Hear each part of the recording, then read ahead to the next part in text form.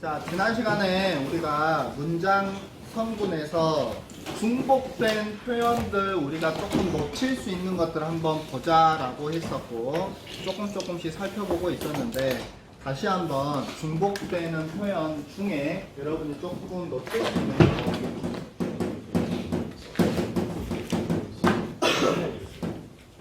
뭐 이런 거는 공무원 시험에서 나오겠죠. 아니 너네 틀려라 뭐 이런 용도로 됩니다. 왜냐면 선생님들도 이런 것들을 일일이 확인을 해보지 않으면 일상생활에서 많이 쓰고 있는 표현이니까 좀 바로 이렇게 찾아내기가 어려워요. 이 안에 중복된 표현이 있다 이러면 모르는데 뭐 예를 들어서 무난한 그냥 문장에서 우리가 뭐가 문제게 라고 해버리면 중복됐는지 안 됐는지 찾기가 좀 어렵죠. 근데 이 얘기는 무슨 얘기냐면 여러분들이 그런 얘기기도 해요. 1번부터 5번까지 문제를 줬어요. 그런데 다음 중 잘못된 문법상 잘못된 문장은 이라고 했을 때 시제도 아니고 높임도 아니고 사동피동도 아니야. 그러면 주어서 수로의 호응 이런 것도 아닐 경우에는 혹시 중복된 표현인가? 라고 여러분이 의심을 해볼 필요는 있다라고 하는 거 여러분이 체크해주면 됩니다. 특별하게 문법적인 오류가 보이지 않을 때 중복된 표현일 가능성이 있다. 아까 우리가 했었던 남은 여생 그리고 가까이 접근 그 다음에 간단히 요약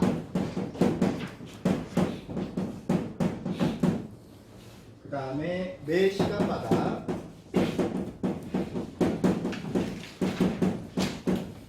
그 다음에 다시 재발하다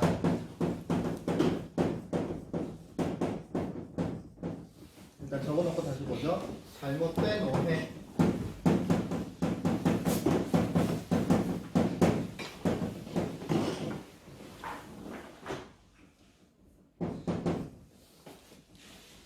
그 다음에 과반수를 넘다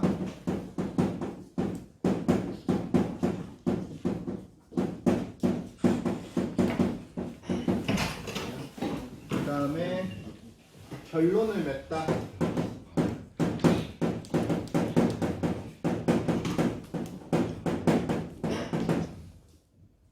역전함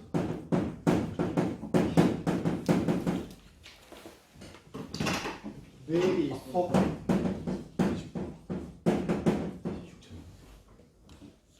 다시 제곱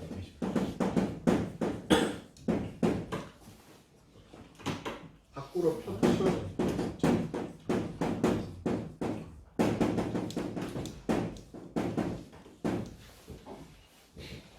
지나친 과욕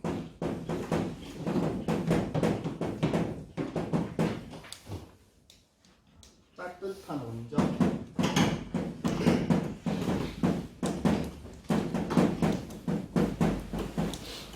으씨 왜 이렇게 많아 미리 예고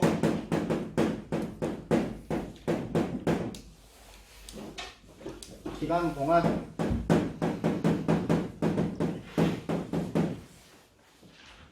서로 상충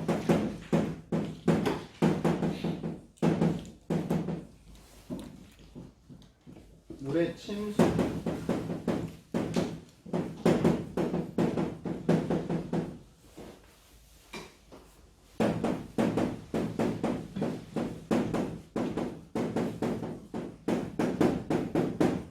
뿌리 뽑아 근절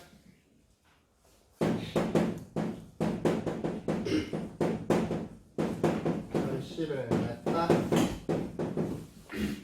힘들어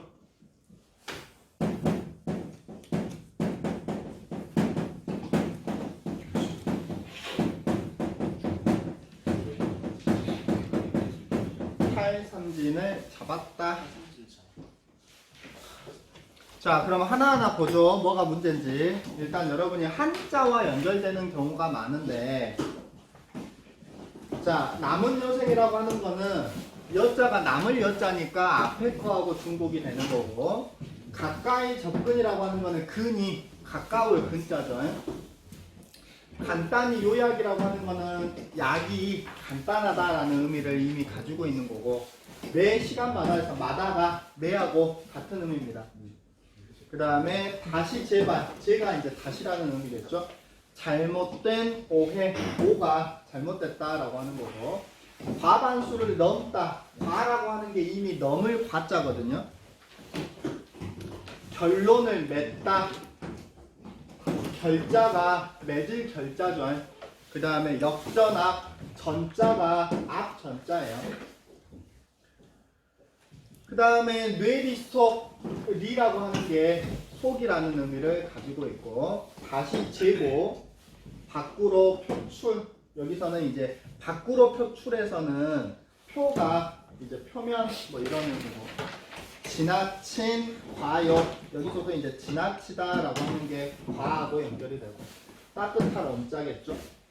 미리 예고한다 해서 예자가 미리라는 의미가 있고, 기간이라는 단어와 동안이라고 하는 단어가 중복되는 거예요. 여기서는 기간이나 동안 둘 중에 하나만 써야 됩니다. 방학 기간 또는 방학 동안 이렇게. 그 다음에 서로 상충, 서로 상자, 물의 침수, 물 숫자, 뿌리 뽑아 근절, 뿌리 근자, 결실을 맺다, 맺을 결자겠죠. 타의 삼진을 잡았다, 잡다가 여기서는 탈, 이런 의미를 가지고 있다라고 해요. 그래서 여기서는 일단은 여러분들이 일상생활에서 우리가 많이 쓰고 있는 단어들이죠. 그래서 여러분들이 이거는 좀 잡기가 좀 어려운 것들입니다. 그래서 가끔씩 좀 나왔던 게 기간 동안 이것도 좀 봤었던 것 같고, 뿌리 뽑아 근절한다 이런 것도 봤었던 것 같고, 미리 예고한다 이런 것들이 좀 무난하게 나왔던 것 같아요. 뭐 따뜻한 온도, 과반수를 넘다, 뭐 이런 것들이 좀 보였는데, 지금 여기 나와 있는 거는 여러분이 나왔을 때 조금 확인을 해야 되는 그런 필요가 있습니다. 뭐 그 노부부는 남은 여생을 행복하게 살았다 이랬을 때 잘 안 보인다는 거죠. 잡기가. 그래서 문법적으로 특별한 문제가 없는데 라고 했을 때는 혹시 중복되는 의미가 있는 건 아닌가? 특히 한자를 관련해 가지고 여러분이 좀 잡아줄 필요가 있어요. 뭐 예를 들어서 뭐 결론을 맺었다, 뭐 뇌리 속에 박혔다, 뭐 이런 말도 우리가 일상생활에서 쓰고 있으니까 잘 우리가 잡기가 어렵죠. 뭐 탈산진을 잡았다, 뭐 류현진은 이번 경기에서 5개 탈산진을 잡았다, 뭐 이렇게 표현을 하는 것도 중복된 표현이라는 거. 아니면 그냥 탈삼진이라고 하는 것 자체에서 탈을 빼야죠. 삼진을 잡았다 이렇게 돼야죠. 탈삼진이라는 게 잡았다는 의미를 가지고 있기 때문에. 뭐 이런 것도 있어요. 여기서 중복된 표현에서는 단어 자체가 중복인데 뭐 문장으로 중복된 표현도 있습니다. 예를 들어서 문장으로 되어 있는 경우에 그의 매력은 뭐뭐라는 점이 매력이다. 그래서 여기서는 매력 단어가 중복된 거죠. 그의 장점은 뭐뭐뭐뭐라는 것이 장점이다. 이렇게 연결이 되는 경우도 우리가 잘못된 중복된 표현이다 라고 생각을 할 수가 있겠습니다. 82쪽 넘어가 보죠. 중의적 표현입니다. 자, 중의적 표현도 뭐 여러분이 뭐 이거 자체를 모르진 않을 거예요. 근데 문제는 뭐냐면 다음은 중의적 표현이다 라고 1번부터 5번까지 줘요. 그러니까 중의적 표현을 골라라가 아니고 어차피 1번부터 5번까지 중의적 표현인데 뭐 때문에 중의적 표현이냐를 고르라는 문제가 요즘에는 좀 나오더라고요. 그래서 예를 들어서 첫 번째 어휘적 중의성으로는 동음이어나 다이어로 인한 중의성이 있습니다. 배가 보인다라고 했을 때 이게 먹는 배인지 타는 배인지 신체 부위인지 잘 모르죠. 문맥에 의해서 우리가 판단을 해야 되는데 이런 중의성을 없애려면 어떻게 하면 돼요? 새 단어를 추가해 주면 돼요. 저 바다 위에 배 좀 봐봐 이러면 일반적으로 우리가 먹는 배라고는 하지는 않죠. 그 다음에 저 맛있는 배가 보이네 라고 했을 때는 당연히 먹는 배겠죠. 야 너는 배가 너무 나와 있는데 라고 했을 때 그러지 내가 밥을 많이 먹어서 라고 해서 문맥적으로 봤을 때 중의성이 해소가 되는 경우도 있습니다. 아니면 새 어휘를 추가한 건 아닌데 앞뒤 그 주고받는 대화나 다음 문장, 이전 문장을 통해서도 볼 수가 있어요. 우리는 바다에 도착했다.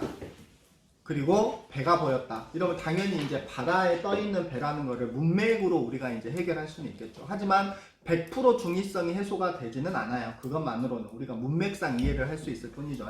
그래서 중의성을 해소하려면 새로운 단어를 추가해 주는 것이 필요하고, 그 다음에 다이어 같은 경우는 이것도 마찬가지 문맥에 의해서 해석을 해야 되는데, 우리 누나는 손이 크다. 그래서 장갑도 XXX 라지로 사야 된다. 이러면 당연히 신체 부위인 손이 크다예요. 그런데 우리 누나는 손이 크다. 용도는 하루 만에 다 써버렸다. 이러면 씀씀이가 크다라는 의미로 우리가 이해를 할 수가 있겠죠. 그래서 이것도 새로운 단어를 추가시킨다라기보다는 해석에 의해서 관용적인 의미에 의해서 우리가 사용이 되는 경우가 있습니다. 문맥을 통해서 의미를 파악해야 된다라는 거죠.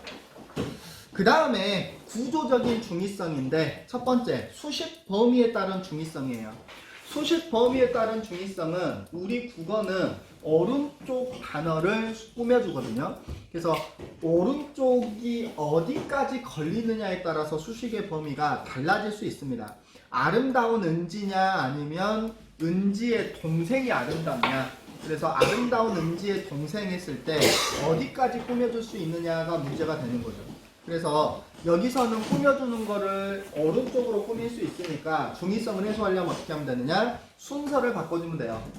은지를 꾸밀려면 아름다운 은지에 하고 컴마를 쳐버린다거나, 아니면 동생을 꾸밀려면 은지의 아름다운 동생 이렇게 해버리면 은지를 꾸밀 수는 없거든요. 그래서 뒤에 거를 꾸밀 거면 순서를 바꿔라, 앞에 거를 꾸밀 거면 컴마를 쳐라, 이런 식으로 중의성을 해소할 수 있겠고, 그 다음에 병렬 구문에 따른 중의성입니다. 나는 철수와 미양이를 만났다. 나 혼자 두 명을 만난 건지 나하고 철수하고 미양이를 만난 건지 헷갈리죠. 그러면 여기서도 새 단어를 넣어줄 수도 있죠. 나는 철수와 둘이서 미양이를 만났다. 이렇게 하면 둘이서 만났다는 거고, 나는 컴마 철수와 미양이를 만났다. 그러면 나 혼자 두 명을 만났다가 될 수도 있네요. 아니면 나는 철수와 미양이 두 사람을 만났다. 이렇게 하면 또 나 혼자 두 명을 만났다라고 볼 수 있겠죠. 여기서는 수식 범위에 따른 중의성 하나 잡고 가면 관형어 플러스 체언 플러스 체언인 경우에 수식 범위의 중의성이 나옵니다. 방금 했던 아름다운 은지의 동생, 예쁜 수지의 동생. 그런데 부사어 플러스 용언도 중의성이 들어갈 수 있어요. 놀랍게도 예쁜 그녀를 보았다라고 했는데, 예를 들어서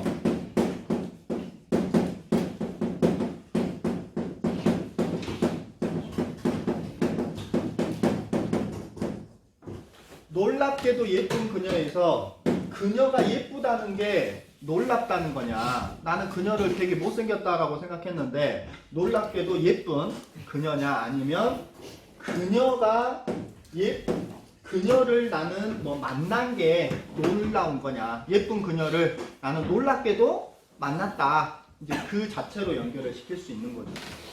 그녀를 만난 게 놀라운 거냐, 그녀가 예쁜 게 놀라운 거냐, 이런 식으로 중의성이 들어갈 수도 있어요. 그 다음에 병렬 구문에 따른 중의성에서 또 두 번째는 우리 반 반장이 남학생과 여학생 두 명을 불렀다. 자, 이거는 굉장히 애매해져 버립니다. 왜냐면 우리 반 반장이 남학생 한 명, 여학생 두 명을 불렀다는 건지, 남학생, 여학생 각각 두 명을 불렀다는 건지, 남학생 하나, 여학생 하나 합해서 두 명을 불렀다는 건지 헷갈리네요. 그죠? 그래서 여기서는 어떻게 해석이 되느냐에 따라 다르기 때문에 우리 반 반장이 남학생 한 명과 여학생 두 명을 불렀다. 이러면 중의성이 해석이 되고, 아니면 우리 반 반장이 남학생과 여학생 각각 두 명씩 불렀다. 이렇게 하면 남학생 둘, 여학생 둘이 되겠죠. 근데 자, 선생님은 몰랐는데 블랙독이라는 그 드라마에서 이게 문제로 나왔다 그러대요. 본 친구 있나요? 못 봐요. 공부해야 돼. 못 봐요? 공부해야 돼. 블랙독이라는 영화 그 드라마에서 뭐가 있었냐면 이런 예문이 있어요.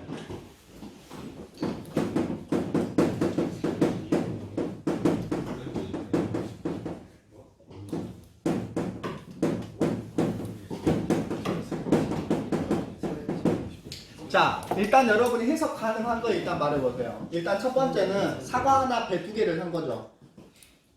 맞아요? 네. 또 사과랑 사과, 각각 2개씩. 사과, 배 각각 2개씩. 자, 그러면 사과 하나, 배 2개면 총 몇 개예요? 3개. 사과 둘, 배 2개 하면 4개. 이거 말고 해석 안 되나요? 사과 하나, 사과. 하나, 배 하나. 사과 하나, 배 하나 합해서 2개. 2개. 그러면 총 개수가 2개가 될 수 있고 3개가 될 수 있고 4개가 될 수 있나요? 네네. 또 타는데. 뭐 여기서는 타는 배 일단 그런 거는 제외하고. 근데 여기서 그 드라마에서 무슨 얘기가 나왔냐면 이 사과라고 하는 게 조금 이제 애매하긴 한데 이게 사람으로 볼 수 있다면 사과가 별명인 거야. 무슨 말 이해돼요?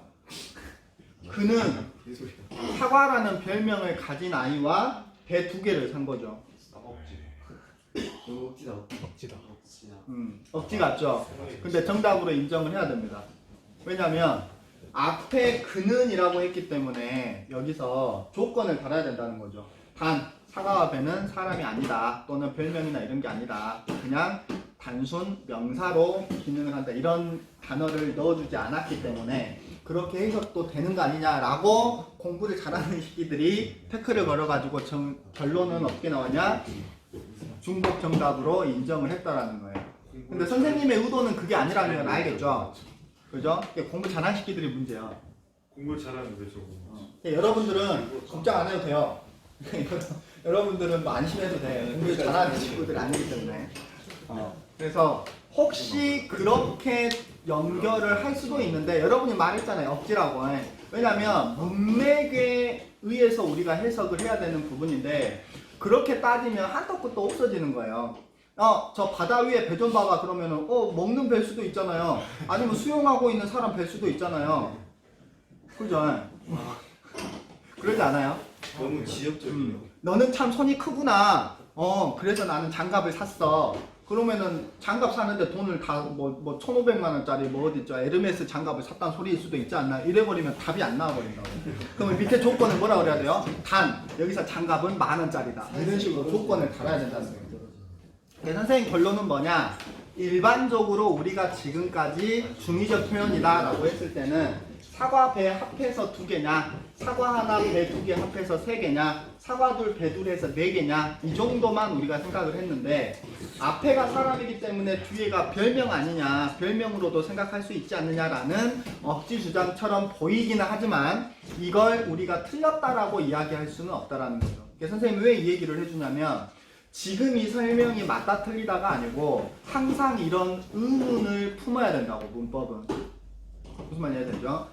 당연히 그거는 아니지, 그건 억지지라고 넘어가는 게 아니라 그렇게 생각을 할 수도 있다 라고 하는 점을 여러분이 조금 그런 관점을 키워야 된다. 그래서 예를 들어서 야 너는 배가 정말 크구나 라고 했을 때 단순히 신체 부위인 배냐 아니면 먹는 배냐 라고 했을 때 그렇지 정말 이번에는 내가 몸을 키웠어 라고 했을 때 몸을 키웠어 라고 하는 게 반드시 내가 지금 배가 나온 배를 의미하는 건 아닐 수도 있어. 내가 배 다이어트를 해가지고 몸을 키웠을 수도 있거든요.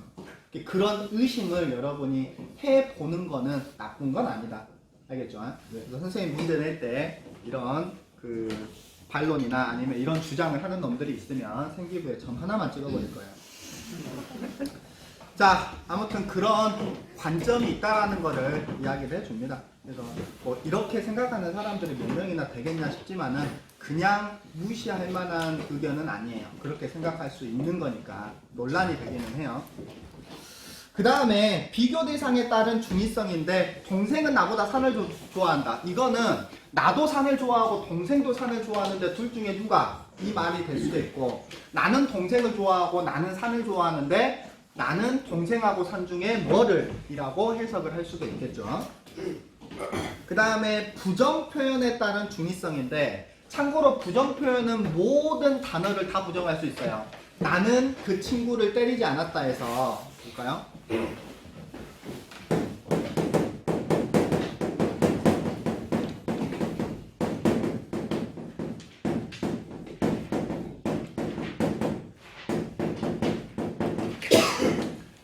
친구를 때리지 않았다 해서 첫 번째, 안 왔다라고 하는 게 나를 부정할 수도 있고 친구를 부정할 수도 있고 때리다를 부정할 수도 있는데 어떤 걸 부정하느냐를 우리가 결정을 지으려면 안 왔다 앞에 어떤 단어가 오느냐 그 단어를 부정하는 거예요. 나를 부정하면 어떻게 문장을 바꾸죠? 친구를 때린 건 내가 아니다. 둘째, 친구를 부정하면 어떻게 돼요? 내가 때린 건 친구가 아니다. 셋째, 때리다를 부정하면 어떻게 돼요? 나는 친구를 욕만 했을 뿐, 밀치기만 했을 뿐, 때린 건 아니다. 그래서 모든 부정문은 기본적으로 다 중의적인 의미를 가지고 있기 때문에 여러분이 판결문에서 보면 말이 조금 어색한 판결문이 있어요. 뭐뭐 하지 아니한다, 막 이런 식으로. 안 한다, 뭐뭐 하지 못한다, 이런 식으로 하면 될 건데. 왜 그러냐면 판결문 같은 경우는 기본적으로 중의적으로 해석이 돼버리면 안 되거든요. 그래서 예전에 모의고사 지문에 어떤 게 나왔냐면 주차 금지라고 하는 그 단어가 있어요. 예를 들어서 차고 앞 주차 금지라는 그 편말이 있단 말이에요. 차고 앞 주차 금지. 그러면 여러분들은 이 말이 어디까지 해석을 해야 되는 말이냐라고 했을 때 주차 금지가 뭔지는 알죠? 네. 차를 주차하지 말란 소리죠. 그럼 오토바이는 돼요? 퀵보드 됩니까? 퀵보드? 리어카 돼요? 리어카? 비행기 되나요? 그러니까 여기서는 주차를 금지하라고 그랬지 자동차를 금지하라고 그랬지 리어카나 자전거나 오토바이를 금지하라고 하진 않았잖아요 라고 말을 해버리면 그러죠? 특히 만약에 이게 법률이라면 어떻게 돼요? 차를 주차했을 경우 뭐 이렇게 하는 경우는 차가 아니잖아요 해버릴 수 있죠. 차고 앞이죠. 그럼 차고 옆에는 가능해요? 차고 옆에? 차고 뒤에는 가능한가요? 이런 문제가 발생할 수 있어. 그래서 어디까지 우리가 그 법을 인정을 할 거냐라고 하는 부분에 대해서 특히 이런 부정문이 들어가 버린 경우에는 중의적으로 해석이 돼버릴 수 있기 때문에 그럼 여기서는 차고 앞 주차 금지라고 하는 거는 그 의도로 우리가 파악을 해야 되잖아요. 의도가 뭐예요? 차가 들락날락 할 수 있기 때문에 여기에는 차가 들락날락 하는데 좀 장애가 될 수 있는 이런 것들을 차를 세워놓지 마라 이런 의미잖아. 그러죠? 근데 아니 그러면 그렇게 따지면 여기다가 차고 앞 주차 금지니까 여기에다가 자전거, 퀵보드, 우리 조카가 타는 세발 자전거, 장난감 비행기, 리어카, 쓰레기통 다 적어야 되지 않냐? 그러면 법률이 막 열 몇 줄 돼버리는 거죠. 법률이 책 한 권이야. 편말에 막 책 한 권으로 써져 있어요. 그러면 안 되잖아. 그래서 이거는 대표적으로 그 의미를 전달하기 위한 상징적인 의미로 주차 금지 이렇게 되어 있는 거고 이 말을 우리는 주차니까 자전거는 되겠네 라고 이해를 하면 안 된다라고 하는 거죠. 근데 그거는 우리가 말 그대로 저 말의 의미를 이해를 하고 적용을 하는 거고 문법적으로 따지면 저 말은 자전거나 오토바이는 될 수도 있다라고 해석이 돼버리기 때문에 논란이 된다라고 하는 그게 이제 비문학 지문으로 나온 적도 있습니다. 그래서 일단 우리가 중의적 표현을 잡고 있기 때문에 법률에서는 특히 판결문 같은 데서는 부정문이 사용되지 않는다. 왜냐하면 중의적으로 해석되면 안 되니까. 그 다음에 맨 밑에 손님이 다 오지 않았다. 자, 이건 어떻게 중의성을 해소할까요? 손님이 다 오지 않았다. 일단은 중의적으로 해석되는 거는 몇 명이 덜 왔다라는 소리일 수도 있고 한 명도 안 왔다라는 소리일 수 있거든요. 그러면 여기서는 보조사를 활용하면 좀 쉬울 것 같아요. 손님이 다는 오지 않았다. 몇 명은 왔다라는 소리죠. 그래서 맨 밑에 봐봐. 중의성을 없애는 방법 첫 번째. 문장 부호를 이용합니다. 특히 컴마. 나는 아름다운 컴마. 은지의 동생을 만났다. 그럼 은지의 동생이 아름답다라는 거고. 나는 아름다운 은지의 컴마. 그럼 은지가 아름답다라는 거죠. 두 번째. 단어를 추가합니다. 나는 철수와 미양이를 만났다. 나는 철수와 함께 미양이를 만났다. 이런 식으로. 아니면 나는 철수와 미양이 두 사람을 만났다. 이런 식으로 단어 추가. 셋째, 보조사를 추가하는 방법이 있어요. 손님이 다 오지는 않았다. 이런 식으로. 그리고 마지막으로 아까 위에 아름다운 은지의 동생에서 단어 위치를 바꿔주는 방법이 있죠. 은지의 아름다운 동생 이렇게 바꿔줄 수 있습니다. 그래서 일단 중의적 표현 기본적으로 우리가 한번 살펴봤는데 일단은 우리가 여기서 또 주의해야 될 거 짚고 넘어가 보죠. 주어부의 범위에 따른 중의문도 있습니다. 어디까지를 우리가 잡아야 되느냐인데 서술어의 주체가 누구인지 명확하게 우리가 나오지 않는 경우가 있어요. 예를 들어서 수지가 보고 싶은 학생이 많다. 자, 봐봐요. 수지가 보고 싶은 학생이 많다.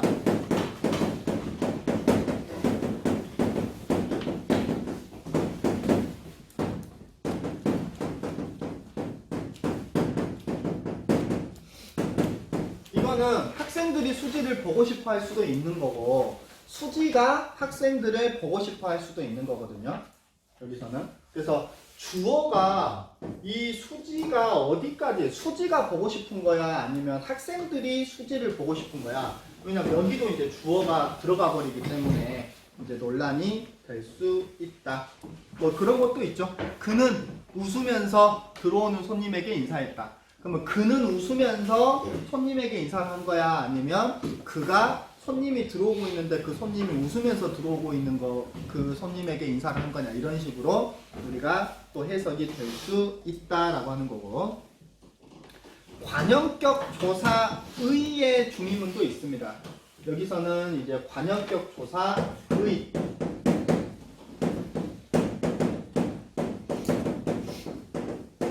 왜냐면 이건 아버지의 그림이다. 자, 한번 해볼까요? 이건 아버지의 그림이다. 첫 번째 무슨 뜻이죠? 이건 아버지의 그림이다. 아버지가 그린 그림이다. 소유가 아버지 거라는 소리죠. 아버지가 직접 그렸다는 소리죠. 그 다음에 두 번째, 이건 아버지를 그린 그림이다. 되죠? 아버지가 직접 그렸냐 아니면 아버지를 그렸냐. 그 다음에 이건 아버지가 돈 주고 산 그림이다. 이것도 아버지가 직접 그린 그림이 아니고 돈 주고 산 거예요. 소유권이다 라고 하는 거죠. 그래서 직접 그렸냐 당사자가 그려진 그림이냐 당사자가 돈 주고 산 그림이냐 이렇게 또 해석이 달라질 수 있습니다. 관형격 조사의라고 하는 것도 중의적으로 해석이 될 수 있다. 그 다음에 상황에 따른 중의문인데 그는 신발을 신고 있다. ing냐 et냐 이것도 중의문이죠. 그래서 야, 걔 뭐하고 있어? 걔 신발 신고 있어. 이미 준비가 끝났다라는 의미일 수도 있어요. 신발을 다 준비를 갖추고 있다. 아니면 이제 신발을 신고 있는 중이야. 신발끈을 이제 메고 있는 중이야. 이렇게 해석도 가능합니다. 이때는 이제 상황 맥락이 명확히 드러나도록 해야 되겠죠. 야, 걔 뭐한대? 야, 걔는 벌써 신발 신고 있어. 10분 전에 신발 신고 있어. 신발 신고 10분 전에 신발을 신고 있는지 10분이 됐어. 뭐 이런 식으로 한다거나. 너만 준비하면 돼. 우리는 다 신발 신고 있어. 이건 이미 준비가 끝났다는 의미겠죠. 문맥으로 우리가 살펴볼 수 있어요. 그 다음에 의존명사 구문에 따른 중의문이 있습니다. 의존명사. 의존명사는 여기서는 것인데 여기서는 뭐 예를 들어서 그가 걷는 것이 이상하다. 뭐 어떤 게 있을까요? 그는 예를 들어서 걸음걸이가 좀 절뚝절뚝거려. 그의 걸음걸이가 이상하다라고 해석이 되는 게 첫 번째예요. 두 번째는 그는 도저히 걸을 수가 없어. 장애를 가졌단 말이에요. 근데 그가 지금까지 한 번도 걸었던 적이 없던 그가 걷는 거야. 그가 걷는다는 사실 자체가 이상하다라고 또 해석이 될 수 있죠. 알겠죠? 어디를 다쳤나? 라고 하는 의미와 그 다음에 절대 걸을 수 없는 그가 걷는다는 사실 자체가 이상하다. 이렇게 두 가지 해석이 될 수 있기 때문에 여기서는 지금 안 나온 게 크게 세 가지네요. 주어부의 범위에 따른 중임은 아까 했던 수지가 보고 싶은 학생이 많다. 두 번째, 관형격 조사 의에 따른 중임은 이건 아버지의 글입니다. 세 번째, 상황에 따른 중임은 신발을 신고 있다. 네 번째, 의존명사 구문에 따른 중임은 그가 걷는 것이 이상하다. 이런 부분들도 우리가 중의적 표현에 해당이 된다라고 하는 거죠. 이런 것들은 문맥에 의해서 우리가 살펴봐야 되는 것이다 라고 하는 거. 됩니까? 그 다음에 연결시켜서 바로 가죠. 문장 바르게 고치기라고 하는 건데, 일단 여러분들이 한번 이야기를 한번 해보세요. 틀린 부분을 고쳐보세요. 고난이도 문제. 고난이도 문제. 잘못됐을까요? 안 됐을까요? 이거부터 우리가 가봐야 해요. 고난이도 문제 어때요? 고난이도 문제. 문제 없나요?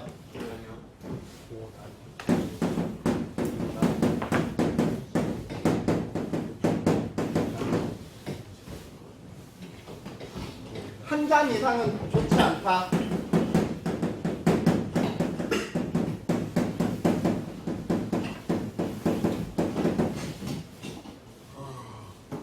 선생님 때문에 성공했다.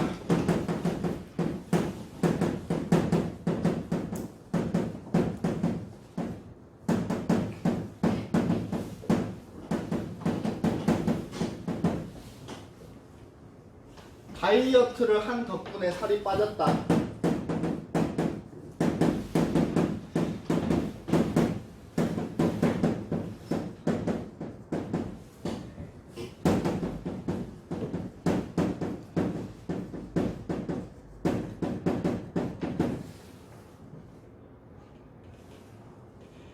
피홈런을 맞았습니다.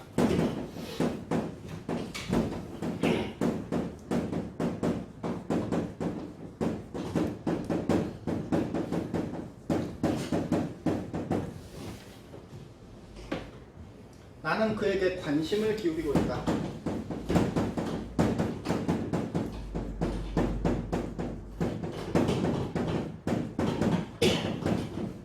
자, 뭐가 잘못됐는지 한번 잡아보죠.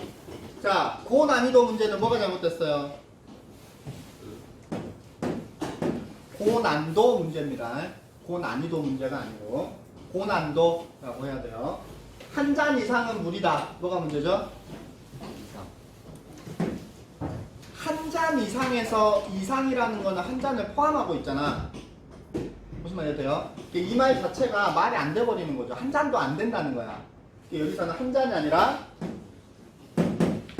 두 잔 이상은 무리다. 이러면 몇 잔만?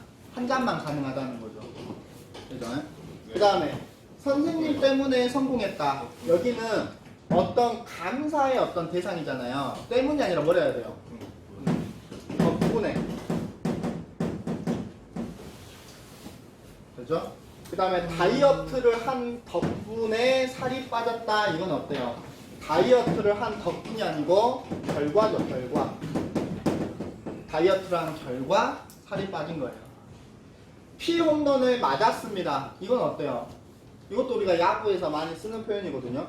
아까 탈삼진을 잡았다. 이거는 중복된 표현이었다면 피홈런을 맞았다라고 하는 것은 피홈런을 맞은 게 아니라 홈런을 맞은 거죠. 그죠? 네. 그래서 피홈런이라는 것 자체가 이미 홈런을 빼앗겼다 약간 이런 의미니까 여기서도 홈런을 맞았습니다. 이렇게 써야죠. 아니면 피홈런 한 개 뭐 이런 식으로 한다든가. 관심을 기울이고 있다. 어때요? 관심을 쏟고 있다. 이런 식으로. 그래서 잘못된 문장 잡는 거는 짧게 줄이는 게 가능하면 무조건 짧게 줄인 게 답이에요. 됩니까? 특히 번역투나 일본어투 같은 거 위에 거 봐봐요. 예를 들어서 뭐 어떤 게 있느냐. 네 번째 라인에 나는 그에게 좋은 사람을 소개시켜 달라고 말했다. 노래 가사도 있죠. 좋은 사람 있으면 소개시켜줘. 그러죠? 그거는 맞아요. 네가 좋은 사람이 있으면 나한테 소개를 시켜주는 건데 내가 너한테 좋은 사람 소개시켜줄 게는 틀리죠. 왜냐면 내가 직접 소개를 해주는 겁니다. 사동은 다른 사람한테 시키는 거지 내가 직접 소개를 해주는 경우에는 소개해 줄 게가 맞고, 그 다음에 그 밑에 거 봐봐요. 학급 회장으로서, 학급 회장으로서, 써와 서의 쓰임인데, 이거 여러분 헷갈리는 경우가 많거든요. 이거는 선생님은 어떻게 외우냐면, 서방님과 서자, 이렇게 외워요. 서방님과 서자. 그래서, 써는 방법, 그 다음에 서는 자격, 그러니까 반장으로서, 회장으로서, 자식으로서, 국민으로서 이렇게 되면 서예요. 그리고 방법적인 거는 써입니다. 이렇게 함으로 써, 최후의 수단으로 써. 서방님과 서자 이렇게 외우면 좀 구분이 될 거고. 그 밑에 회의를 가질 예정이다. 줄여봐. 회의를 할 예정이다. 무조건 짧게 줄이면 줄인 게 답이라고. 그 다음에 아무리 강조해도 지나치지 않는다. 굳이 이렇게 길게 쓸 필요 없습니다. 매우 중요하다. 그러면 끝나거든요. 그 다음에 뭐 그 밑에 가든지 오든지 우리가 과거 시제할 때 설명했습니다. 더는 언제만 쓸 수 있다고요? 과거일 때만 쓸 수 있다고. 선택은 더가 아니라 드라고 해. 가든지 오든지 먹든지 말든지 이렇게 해야 되고. 그 다음에 설레임, 이것도 뭐예요? 기본형이 뭐죠? 설레다죠. 설레다. 그럼 어떻게 써야 돼요? 설레다에 미음이 들어가니까 어떻게 돼야 돼요? 설렘 또는 설레고, 설레리 이렇게 돼야죠. 기본형이 설레이다가 아니에요. 이거와 똑같은 게 뭐가 있죠? 바라다가 있죠. 바라다. 나는 네가 정말 행복하길 바라가 맞아요. 바래가 아닙니다. 바램, 바래 아니에요. 알겠죠? 그 다음에 나는 눈이 시리도록 파란 하늘을 보았다. 이건 뭐가 잘못됐을까요? 눈이 시리도록 파란 하늘을 보았다. 방금 얘기했던 중복되는, 꾸밈이 중복되는 거죠. 눈이 시리도록 파란 거야? 아니면 눈이 시리도록 하늘을 본 거야? 이게 이제 문제가 될 수 있어. 그래서 여기서도 파란 하늘을 눈이 시리도록 보았다. 이런 식으로 바꾸거나, 미리 예상했다. 뭐 이것도 아까 우리가 했죠. 미리 예고한다. 미리 예상했다. 뭐 이런 표현이 중복된 표현입니다. 그래서 여기서는 여러분들이 웬만해서는 잘못된 거 바르게 고쳐라 그러면 긴 거 짧게 줄일 수 있잖아요. 그러면 짧게 줄인 게 답이에요. 우리가 문이 닫혀지고 문이 열려지고 이런 것도 문이 닫히고 문이 열리고 뭐 이런 거 있잖아. 잘못 쓰여진, 잘못 쓰인 뭐 이런 식으로 짧게 줄이면 거의 답이 된다 라고 하는 거. 되죠? 좀 쉬었다 가죠. 대고까지.